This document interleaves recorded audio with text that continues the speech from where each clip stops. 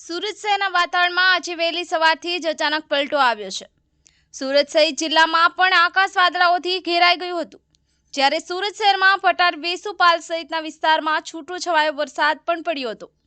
વાતાવરણમાં પલટાના કારણે ભારે ગરમીથી ત્રાહિમામ પોકારી ગયેલા લોકોને ઠંડકનો અહેસાસ થયો છે। સમગ્ર દક્ષિણ ગુજરાતમાં છેલ્લા 3 દિવસથી પડી રહેલી આકરી ગરમીમાં આજે થોડાક અંશે ઘટાડો જોવા મળતા લોકોએ રાહત અનુભવી હતી। આજે વહેલી સવારથી સુરત સહિત જિલ્લાના વાતાવરણમાં પલટો આવ્યો હતો અને કાળા ડિબાંગ વાદળાઓથી આકાશ ઘેરાઈ ગયું હતું।